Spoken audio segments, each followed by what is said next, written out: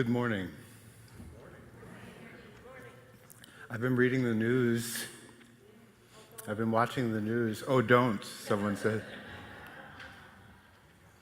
I'm reminded of the first poem I ever memorized. The first poem I ever knew by heart.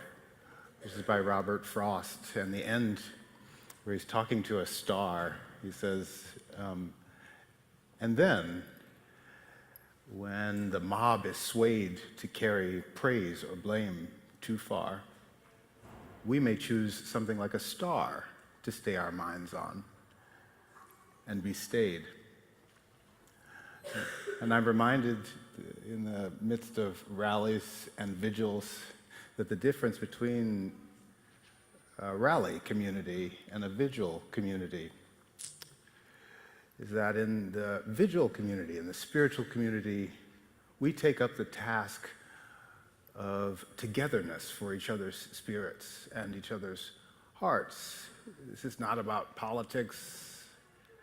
It's about singing hope and love to life one more time so that it has life. So wherever you are, in joy, in woe, in confusion, now, let's take up that task. Let's rise and sing together because it brings hope and love alive again. Will you sing with me? No? Will you sing with me? Yeah. Ah, thanks. The hymn is Building a New Way, feeling stronger every day. It goes like this.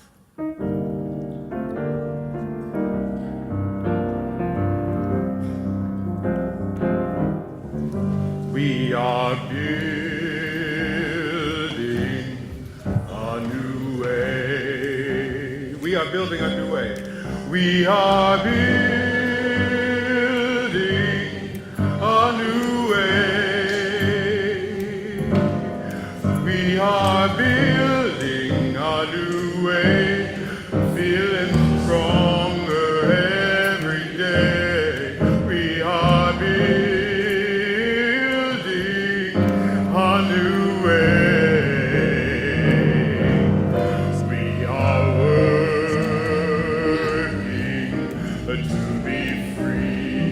We are working to be free. We are working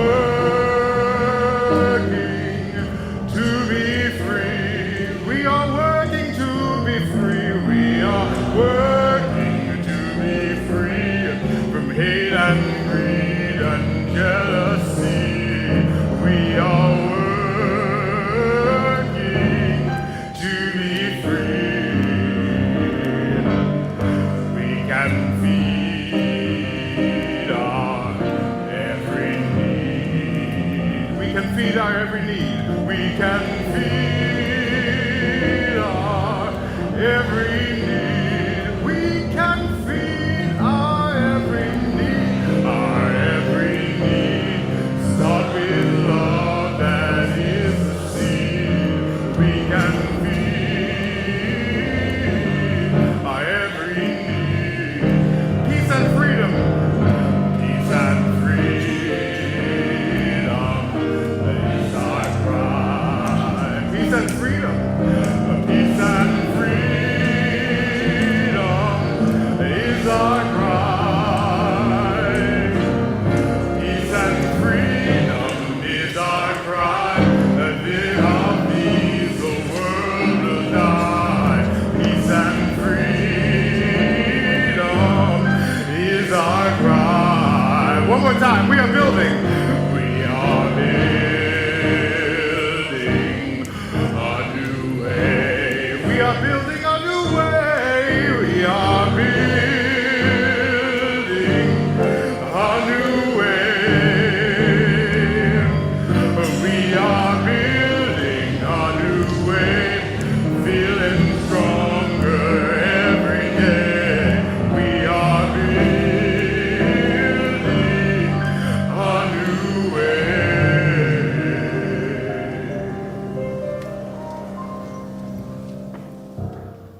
Hey. Good morning.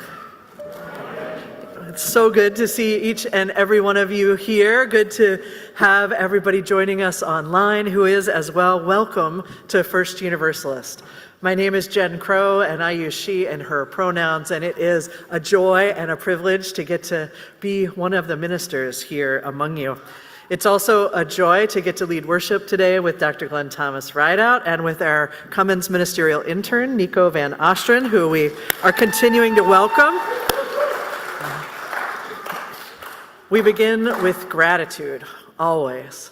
It's an orientation to our lives and our spiritual lives, so thank you to everyone who's made this space possible for us today, to the artists, to the greeters, to the ushers, to the folks who brought the flowers and designed them, to everybody who takes care of this space, to Rob and Olu for keeping our sound and tech going, for Jason, who is with us from security to help us welcome in and care for each other, to all our religious education teachers and guides.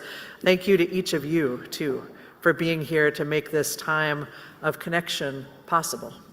It only happens when we show up to take the risk on love and possibility and care in this community.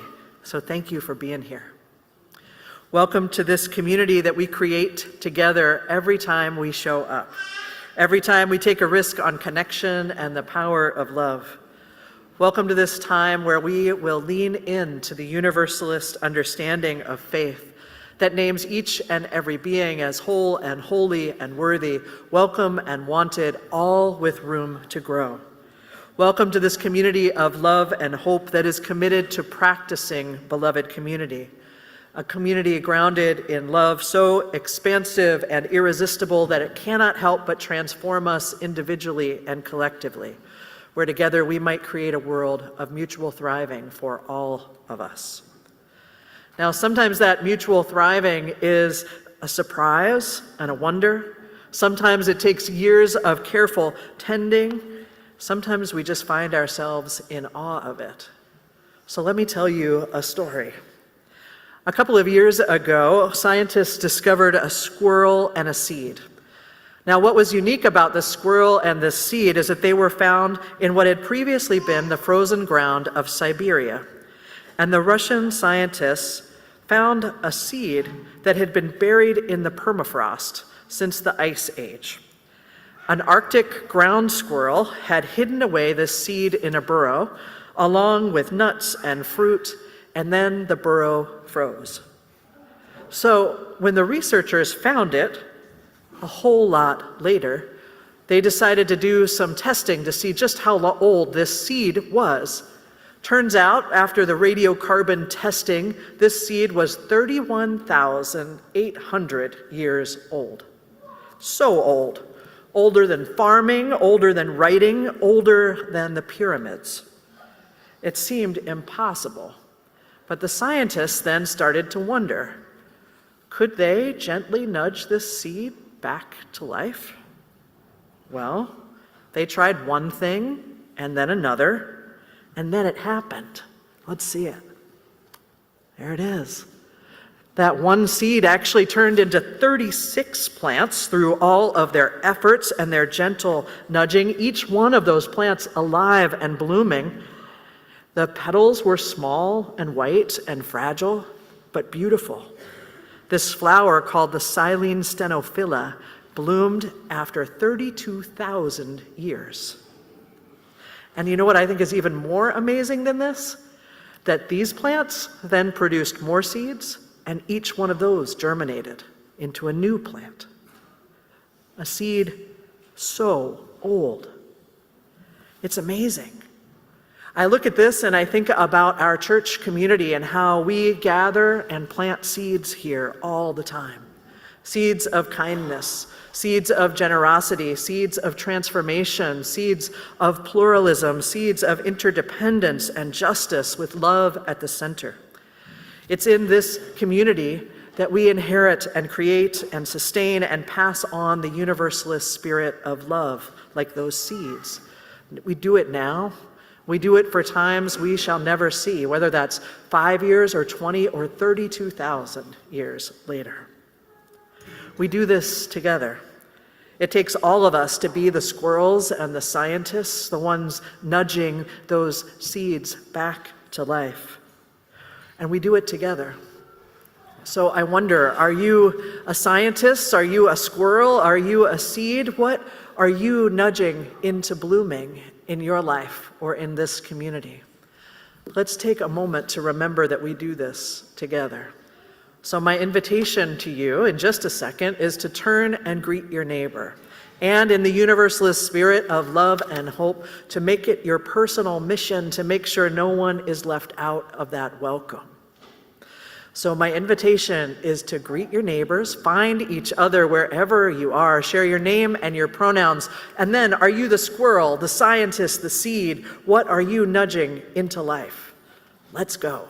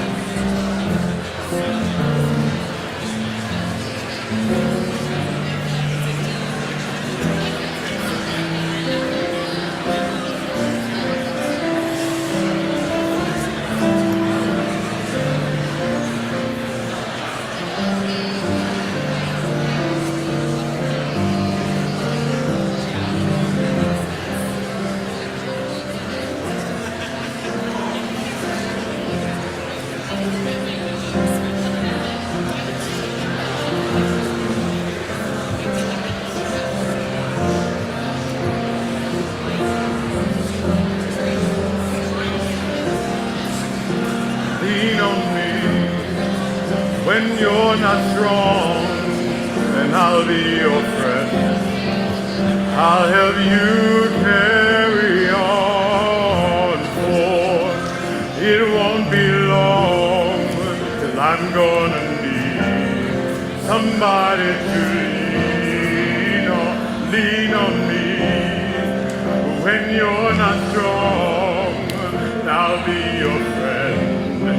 I'll help you carry on, for it won't be long till I'm gonna need somebody to lean on. You just call on me, brother, when you need a hand.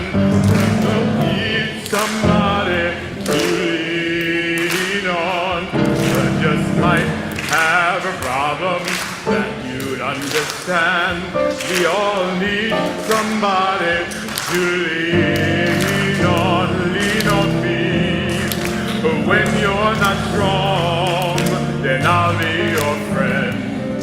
I'll help you carry on, for it won't be long till I'm gonna need somebody to lean on.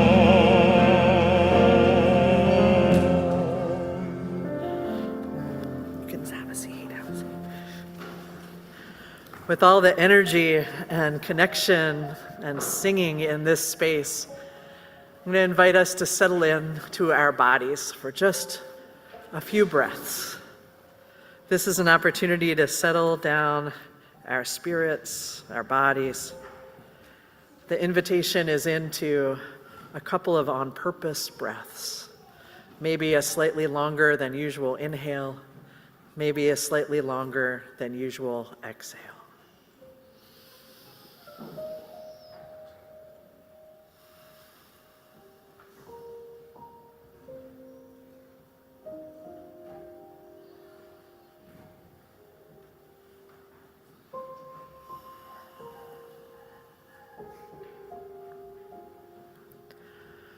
From this place of calm and connection, We remember the promises and the words that keep us together in community.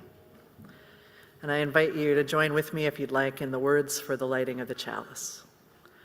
Love is the spirit of this church, and service is its law. This is our great covenant, to dwell together in peace, to seek the truth in love, and to help one another. Thanks. So this is the first Sunday of religious education classes for children and youth this fall. We're so glad to have you all here with us. So good. And as we do, yes.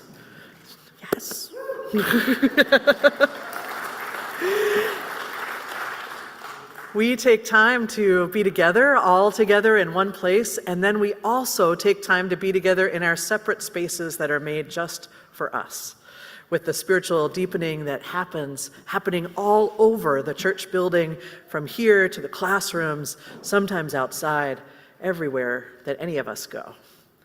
So I want to invite our volunteers to come on up and light the lantern and gather the flags, because what we do is take the light of our chalice and it goes with our kids and our youth and our religious education guides off into all the spaces that they go.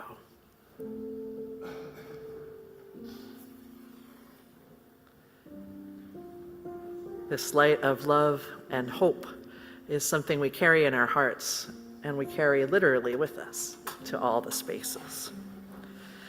So this is the time, if you are a kiddo or a religious education teacher or guide, we've got our flags for our kindergarten and first graders, our fourth and fifth graders, all of our folks who are heading off to their classes, second and third graders.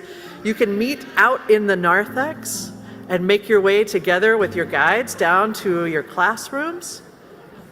I invite you to make your way now.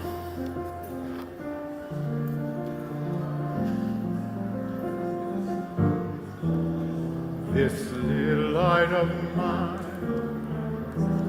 I'm gonna let it shine. This little light of mine, I'm gonna let it shine. This little light of mine, I'm gonna let it shine. Let it shine, let it shine, let it shine. Everywhere I go, everywhere I go. Everywhere I go, I'm gonna let it shine. Oh, everywhere I go, I'm gonna let it shine. Everywhere I go, I'm gonna let it shine. Let it shine, let it shine, let it shine. Let it shine, let it shine, let it shine.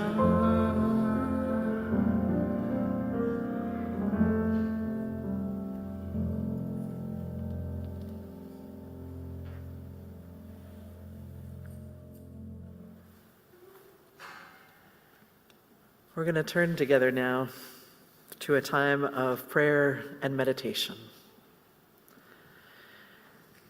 I invite us to begin any way you like, but I am going to do it with the centering of my breath and my body, and you are welcome to join me.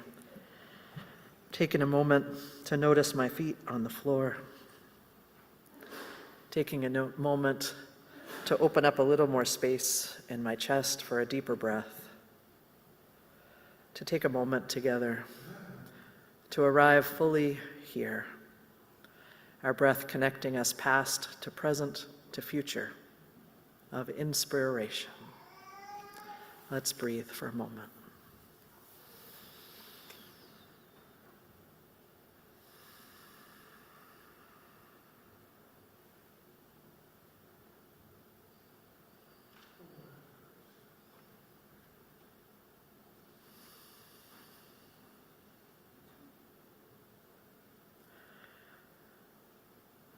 May this be a place where we allow our hearts to be tender,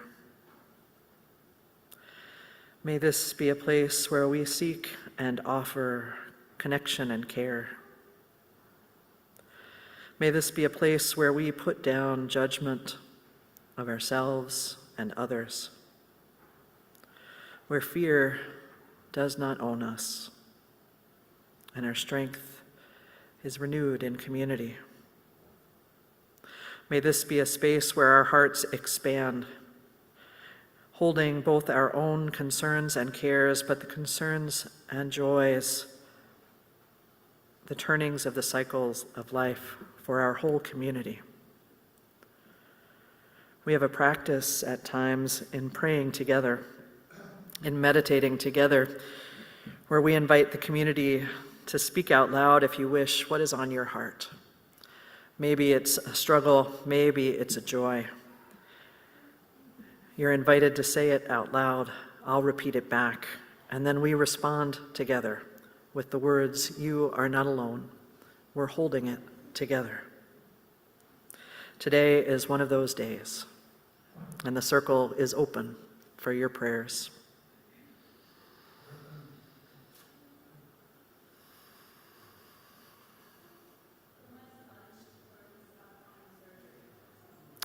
For your son, for upcoming surgery.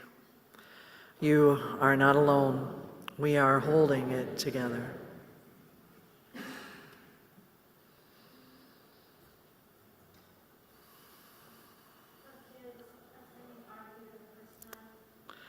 For kids attending religious education for the first time. You are not alone. We are holding it together.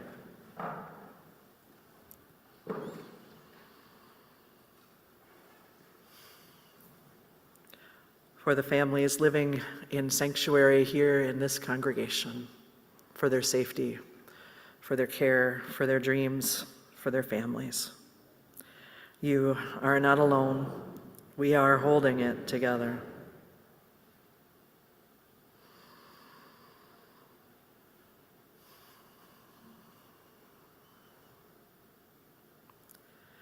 For those who are living with the impact of gun violence, for those living with the impact of war, for those who are caring for loved ones, who are living with chronic pain or illness, for those who are living with grief, with addiction, with loneliness, with pain, for those who are celebrating the turning of a chapter in their lives towards hope and possibility, for all the prayers that are in our hearts that haven't been said out loud, but we hold still. We say together, you are not alone. We are holding it together. And together we sing.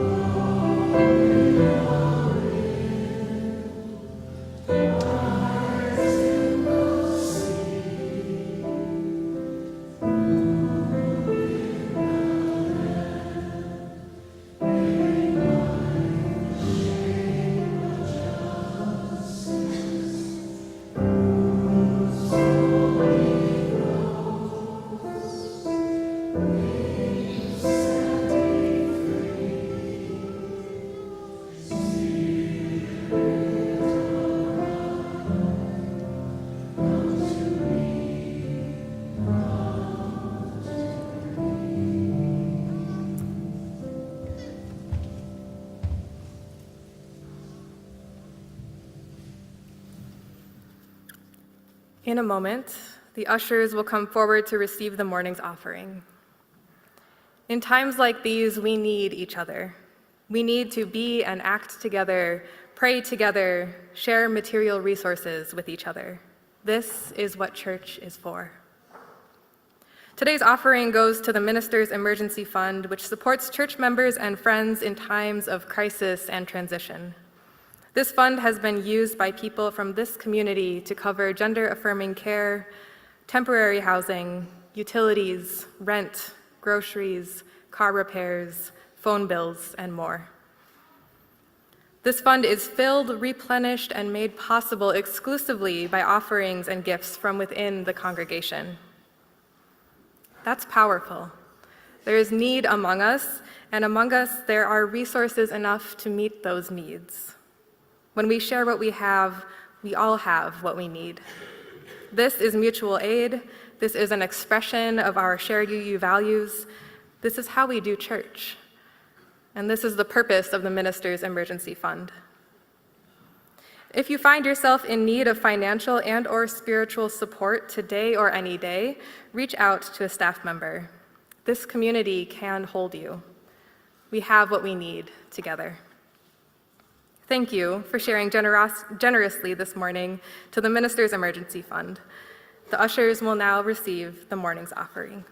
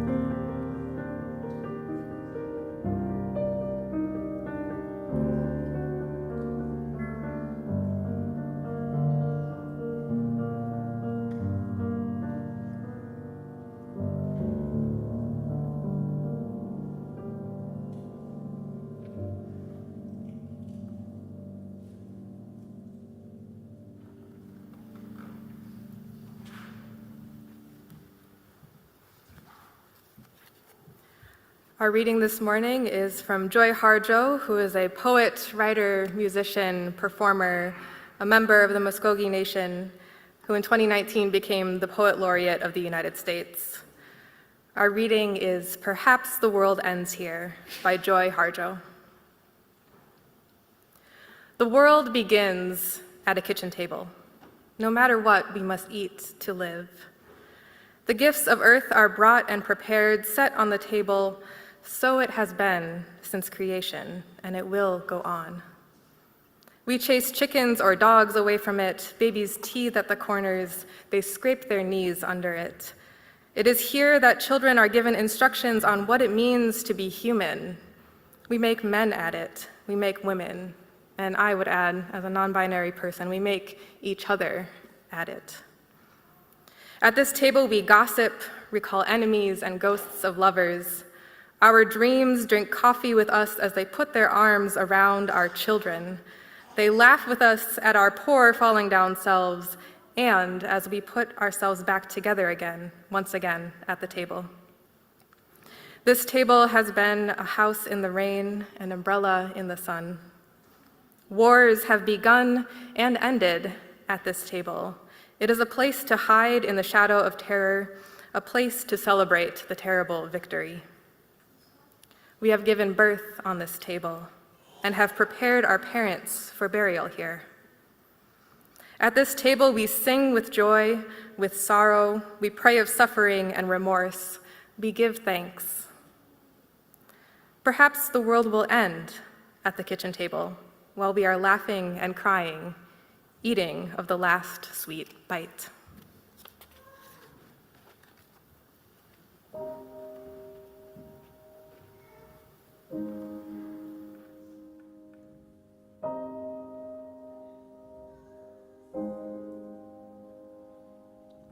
When the night has been too lonely and the road has been too long, and you think that love is only for the lucky and the strong, just remember in the winter, far beneath the bitter snows, lies the seed that with the sun's love in the spring becomes a rose.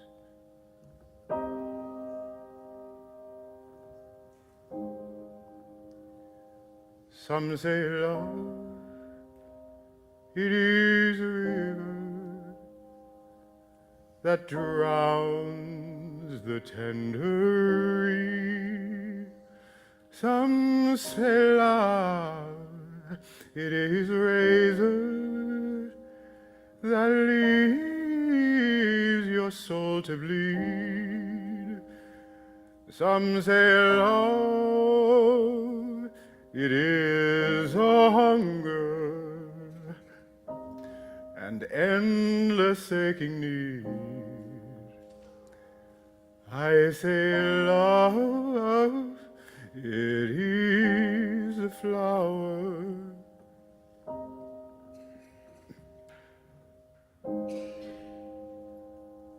And you, its only seed.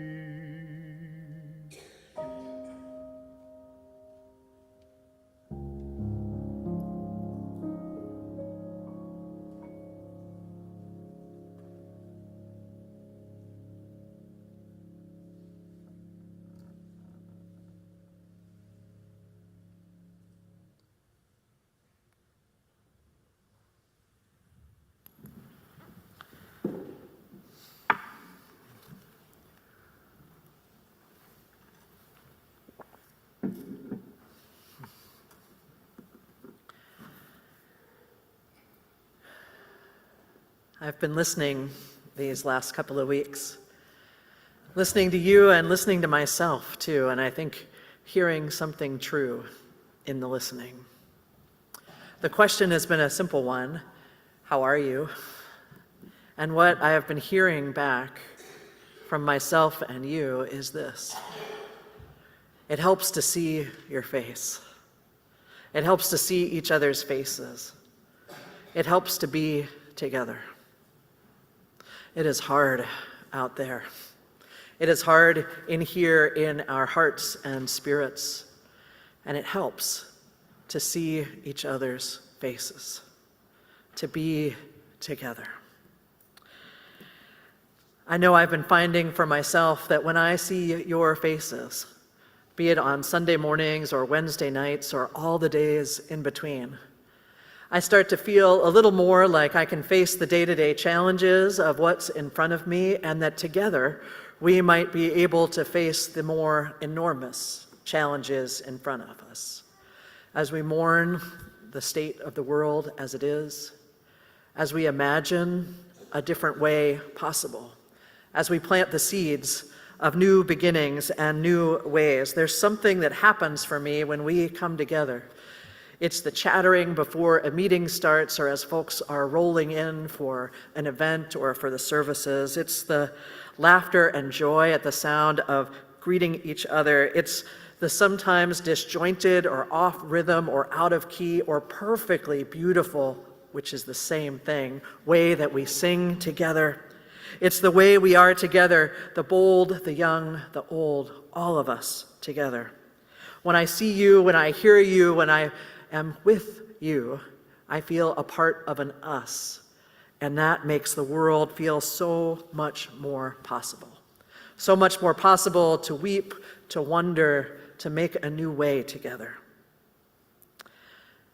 The Reverend Mark Morrison Reed, who was a parish minister and is a collector and keeper of Black history within Unitarian Universalism, wrote a piece that is in the back of our hymnal that congregations go to over and over. It's number 580. There's a treasure trove of readings, actually, in the back of your hymnal. Maybe you've never even noticed. But 580, he writes something important for us. In it, he says this. He says, the central task of the religious community is to unveil the bonds that bind each to all. There is a connectedness, a relationship discovered amid the particulars of our own lives and the lives of others. Once felt, it inspires us to act for justice.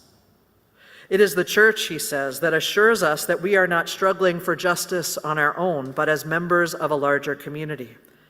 The religious community is essential, for alone our vision is too narrow to see all that must be seen. Our strength is too limited to do all that must be done. Together our vision widens and our strength is renewed. When we see each other's faces, when we hear each other's voices, when we come together in community in all the ways we do and can, our vision is widened and our strength is renewed. I feel that here with all of you, with the particularities of our own individual lives, with the connections we can make that can inspire us to do and be more than we can be on our own. In this world, where so often the sorrow we carry can feel like it is ours alone. When we are pushing back, sometimes in ways that feel alone against self-centeredness or greed or systems of superiority or extraction or isolation, we can trust that together we are trying to create and follow a new way.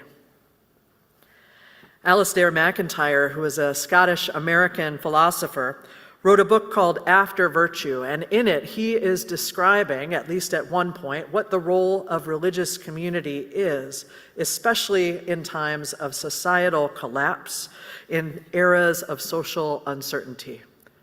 He has said that in the past, these religious communities, in those times of uncertainty and social collapse, what they set themselves to achieve, he said, was the construction of new forms of community within which a moral life could be sustained. Religious communities are about constructing new forms of community within which a moral life can exist and be sustained. That's what church is about. One of the things church is about. So what does it mean to construct new forms of community in which a moral life can be sustained in this particular moment? That is what I'm talking about today. This week I found myself listening to an interview with Lulu Garcia Navarro of the New York Times. She was interviewing Brené Brown, the social researcher. In the interview, the two were talking about leadership in this particular day and age, in this moment, and Brown said two things that really caught my attention. The first was just this offhand comment she made, I think in response to somebody asking that question, how are you doing? And she said something like, I don't trust anybody who feels settled these days. And then she went on to spin out the many, many things and reasons why we are so unsettled right now. Being in the middle of a super cycle of technological change, being in a time of geopolitical instability around the world, being in a time with a radically shifting marketplace and leaders who change direction, often with cruelty, moment by moment. I'll add to that feeling of unsettledness, that we know that since 2022, we've crossed the global tipping point as a world community, with more countries operating with autocratic leadership than democratic leadership. That since 2022, we've seen dramatic increases in hate crimes, that we see every day the targeting of immigrants and trans and gender expansive people. These things and more leave us feeling unsettled, and we should be unsettled by them. But they can bring us to the brink of despair at times too. I don't trust anyone who's feeling settled these days, she said, and it hurt my heart. I'm someone who, with you, spends time and dedicates parts of my life to settling, to spiritual practice, to cultivating that island of peace within each of our souls that the theologian and teacher Howard Thurman talks about. But here we are, so often unsettled. That's the first thing that caught my attention. The second, in this interview, Brown was talking about leadership in the workplace and about this misperception folks have that operating from a power over perspective and way is what's really going to get effort and results from your people that you're working with. She said that's been disproven because what we know, and these are her words, is that fear has a very short shelf life.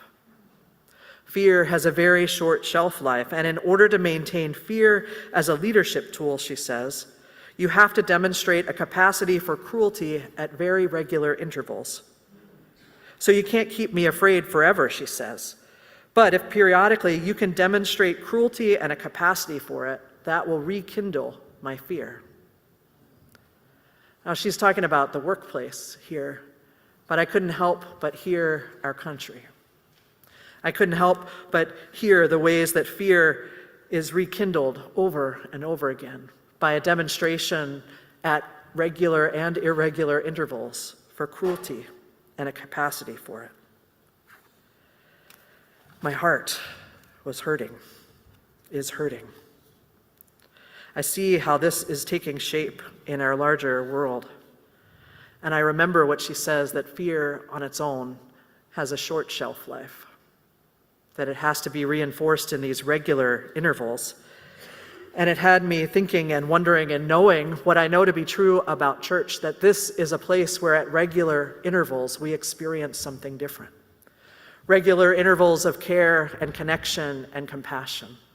Regular intervals of listening. Regular intervals of power with, of co-creation, of finding and creating a new way of being. Maybe creating a new form of community in which a moral life can be sustained. Now, church has always been a place of aspiration and a place of practice, too. A place where we can see each other's faces and hear each other's voices, a place to practice what beloved community is. Beloved community that arises out of experiences of unconditional love that transform us individually and collectively. A place of mutual thriving, I hope, for us all. And we have been talking a lot about that kind of universalist love here over the last few years. This love is essential. But I have been finding myself, and I think many of you have too, in this unsettled place where I need more than just love.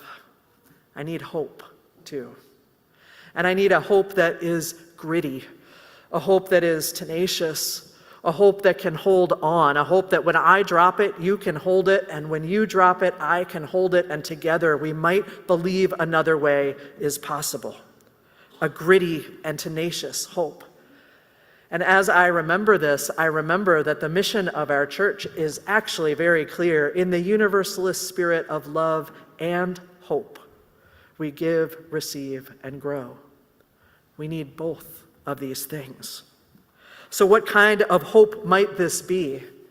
For me, I find myself leaning on the words of Cornel West, who describes something called tragic hope. Tragic hope, he says, is something that many Black communities know, and it is described like this. It is a hope that knows fully what the history has been, what the failures have been, but also what the successes have been, and thus what remains possible. To me, this is an honest kind of hope. To be able to see what the history has been, where the failures have been, what the successes have been, and what is still possible. This is a hope with humility, a hope that takes an accurate assessment of where we are, of what has been, of what is possible. It's the kind of hope that helps me believe that maybe there are seeds being planted today, or seeds being nurtured or nudged back to life today that might still bloom. This possibility of a new way. If we weep together at the melting of the permafrost, which has happened as the result of human hands, if we wonder at the workings of an Arctic ground squirrel from 32,000 years ago, if we remember the survival of a seed and nudge it gently, trying again and again in new ways back to life, this is a kind of hope I can live with.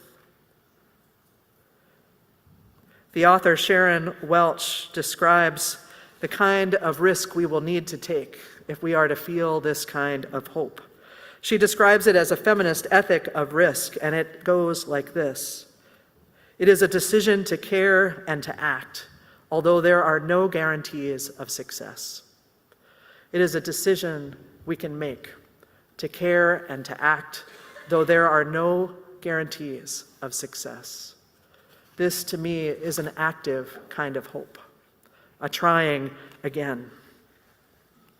We are inheritors here of this church, of this community. We are alive in this moment to fashion and craft a new form of community in this moment, within which a moral life can be constructed. We are inheritors here. This church that was founded in Minneapolis in 1859, the church writ large, with all its fumbles and focus and harm and healing over the centuries and millennia, Unitarian Universalism. We are inheritors of this faith that has been striving and failing and falling short and trying again to reach its aspirations of living in love and hope. We are inheritors of these gifts and these challenges, here to pick up what we have been given, to hold and enrich it and evolve it for a while, and then to pass it on again to evolve still with those coming after us. I hear the voices of our ancestors speaking in the language of this day often. When we say here that when we all share what we all have what we need, this is a statement of faith. It is actually a building block, a foundation upon which a new way of forming community can be founded, a new way of doing community in which a moral life can be sustained. When we say here that each and every being is whole and holy and worthy, welcome and wanted exactly as we are, all of us with room to grow, we are making a statement of faith.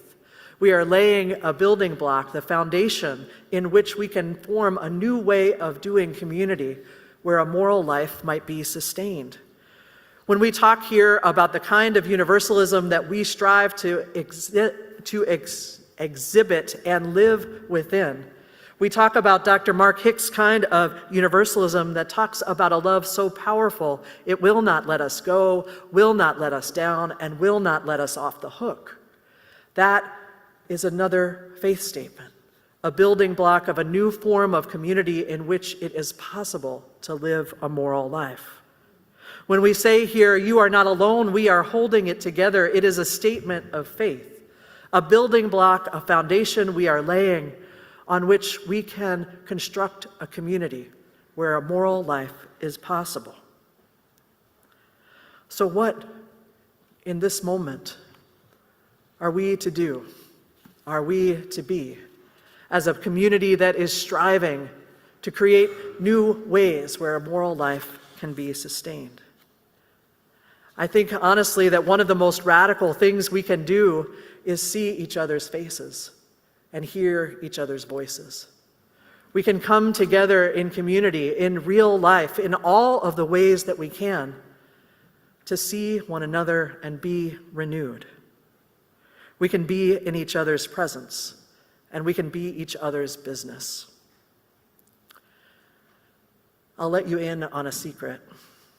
It's not that big of a secret. Some of you may already know it.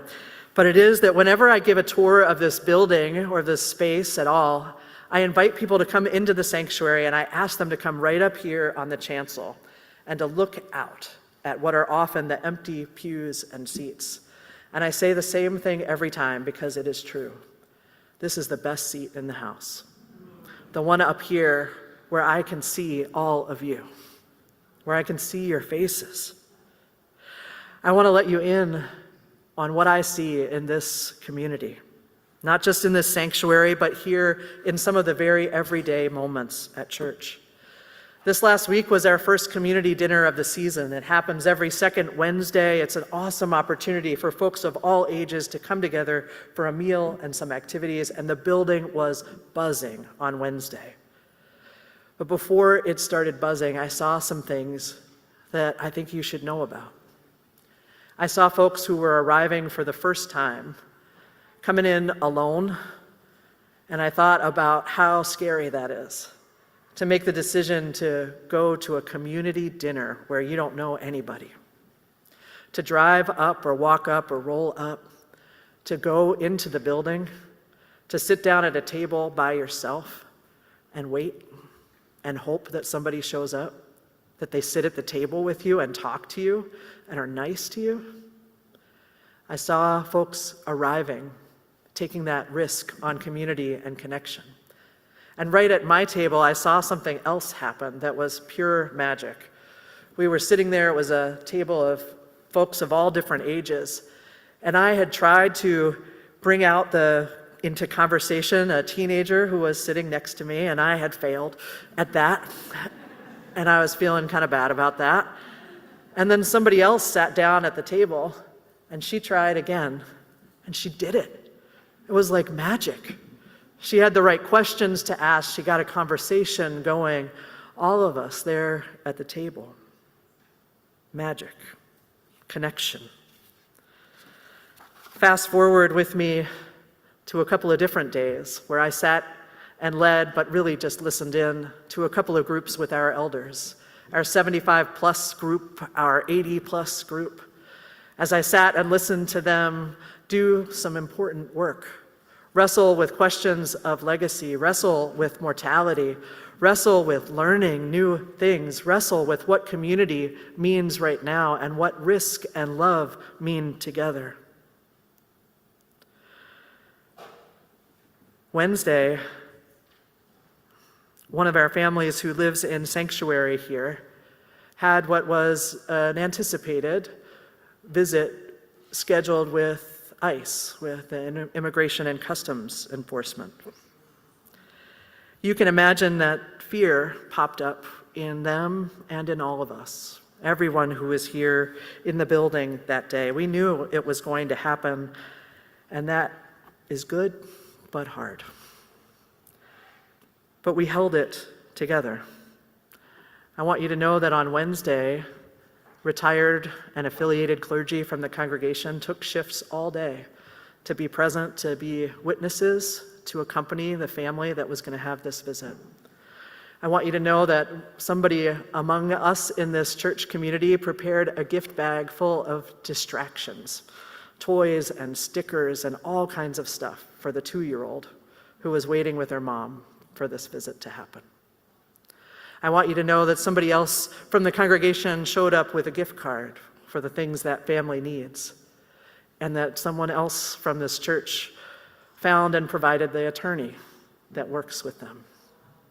We can't stop all these things from happening, but we can be with each other. We can see each other's faces. We can hear each other's voices. We can be together in the struggle. Together we can hold the fear and create a different way. Fast forward with me to a day later, Thursday evening, I was here for our finance team meeting. A meeting you might think is boring, but it isn't. It isn't boring for lots of reasons, one of which is it is about how we use our resources. But what caught my attention at that meeting was a story that one of our elders shared about arriving here as a visitor 41 years ago on the day that the church first voted to become a sanctuary congregation, about jumping into that sanctuary work the following week and becoming one of the people that spent the night overnight with our first sanctuary family. I thought about the ways that the seeds are planted here. I thought about 1984 to 2025. I thought about how we inherit and sustain the work of the church, how we do our best to create a container, a place for a way to live a moral life in this world. I'm so grateful for each of you, for your faces and your voices, for the ways we are in this together. The poet earlier told us about a kitchen table, but I heard her talking about the church. The gifts of the earth are brought and prepared here. We break bread and eat and laugh and gossip here over community dinners. Our children are brought up here in the sanctuary and in their classrooms and on overnights and retreats. We who are supposedly adults grow up and grow up and grow up again here. Down in the social hall and in small groups and out to lunch and in each other's homes, our dreams are drinking coffee with us as they put their arms around us, around our children, around all our children. Those dreams smile gently on us as we make mistakes and are bumped and bruised and put ourselves back together again. This church has been and will be a house in the rain, an umbrella in the sun. It is a place to hide in the shadow of terror. It is a place where we bring our babies at birth and our parents and partners and friends, our children and ourselves for burial. This is a place where we sing with joy and sorrow, where we pray of suffering and remorse, where we begin and end with thanks, where I hope in the middle of the end of the world, we laugh and cry, savoring the sweet bite of this one moment. This is the church. This is who we are. This is what we do. I'm so glad to be in it with you. May it be so. Amen.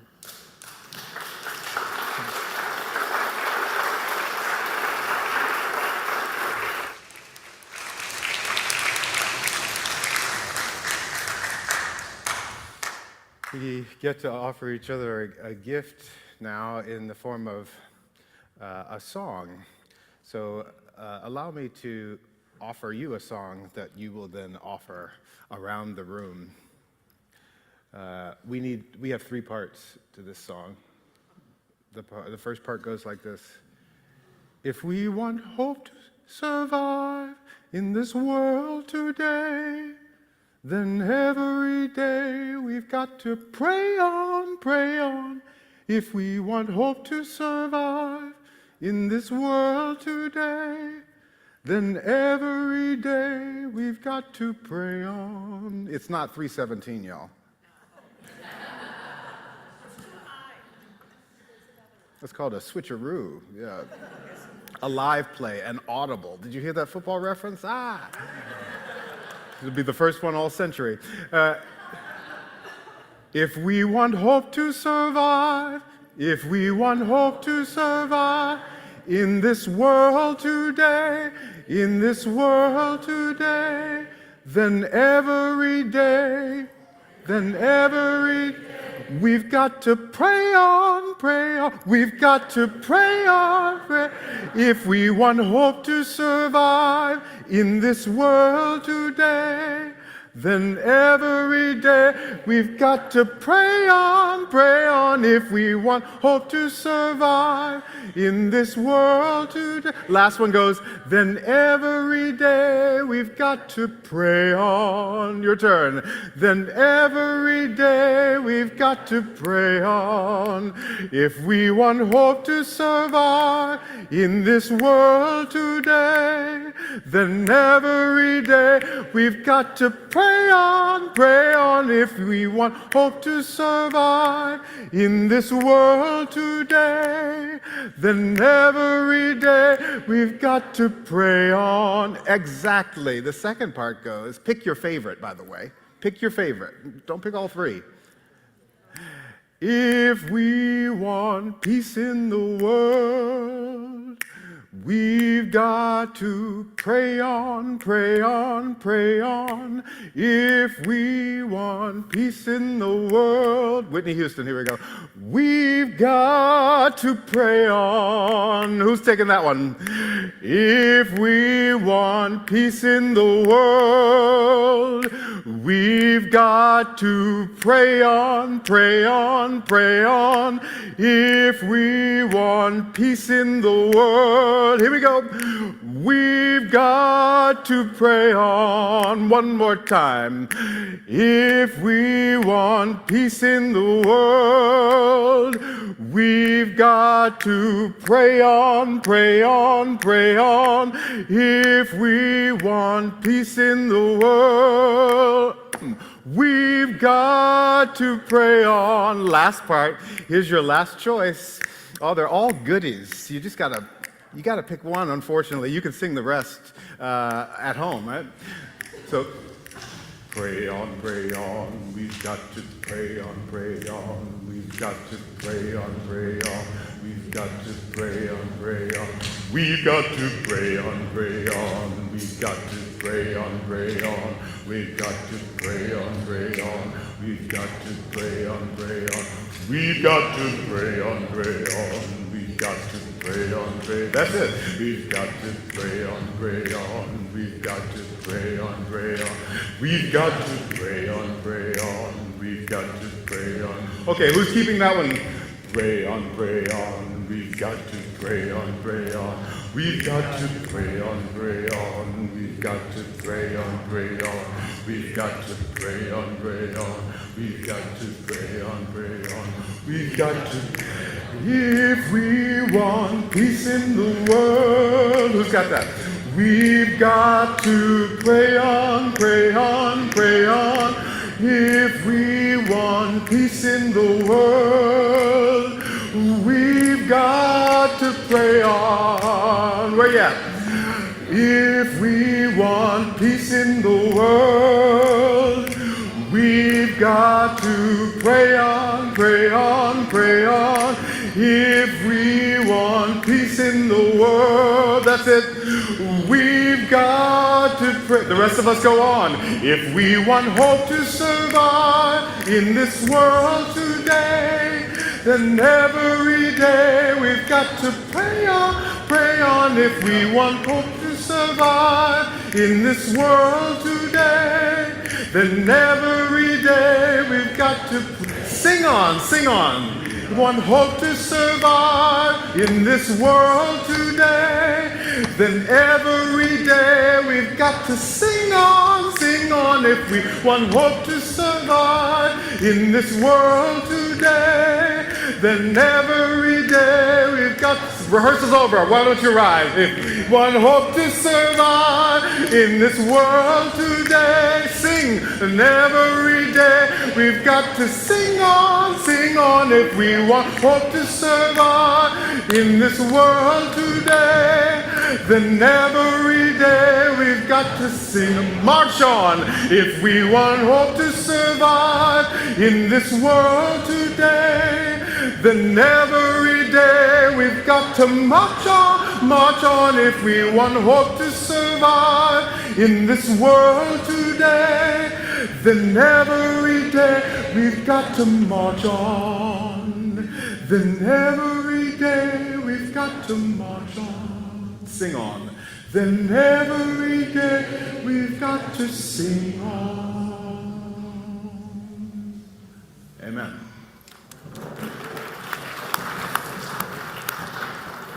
All right, I invite you to be seated for just a moment because I have some announcements for you before we sing our way out. There are so many ways to be connected and involved in this congregation. Next week is Sign Up Sunday. So this is an opportunity after both services to sign up, to be a part of things.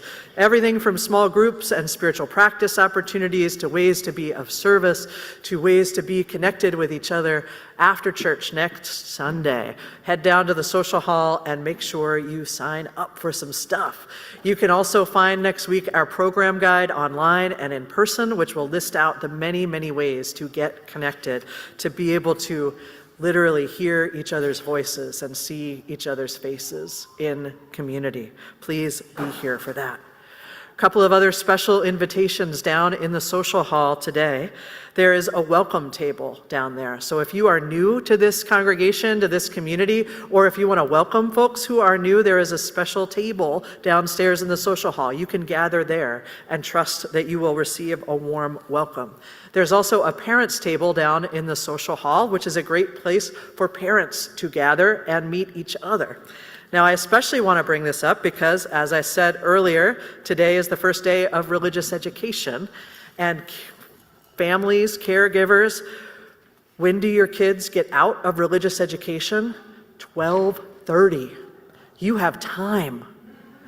Parents and caregivers, your kids will be done at 12:30.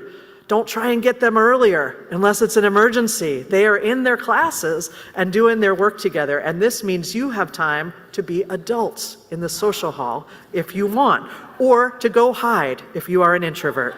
Whatever you need, pick them up at 12:30. I also want to let you know about something that's coming up that I invite us all to be a part of. This is a new series, a conversation that will be ongoing this year and next year and the year after. This series is called State of the Spirit. This is an opportunity. We'll have the chance to gather 3 times. You can come to one or all 3 of these this year. Opportunities to gather to share, how is it with your spirit? What do you need to have nourished for yourself spiritually? How might we do that together in our worshiping community? This series was dreamed up by Dr. Glenn Thomas and will be hosted by the worship team. We will be here to listen to what the state of your spirit is, to what is nourishing you, to what else you might need. These will be 1-hour conversations held online and in person. The first one is September 24th at 7 o'clock. It's an opportunity for us to hear from each other about the state of our spirits and what we are needing as a community when we come together for worship on Sundays. I hope you'll be there. Now, that's all my announcements. I invite you, if you wish, to rise in body or spirit and to join hands, to feel yourself connected. Now, if you don't feel comfortable holding hands, that is just fine. There are lots of ways to feel connected in body and in spirit. Take a moment to look around, to see each other. If you're with us online, know you are not alone there either. Together, we are weeping and wondering and making a new way. We are making that new way together, planting seeds and nurturing them, and nudging life back into being. May it be so. Amen. We are going, heaven knows where we are going. And we will get there. And we will get there. Heaven knows how we will get there. We know it will be hard, we know. It will be hard, we know. And the road will be muddy and rough, but we'll get there. Heaven knows how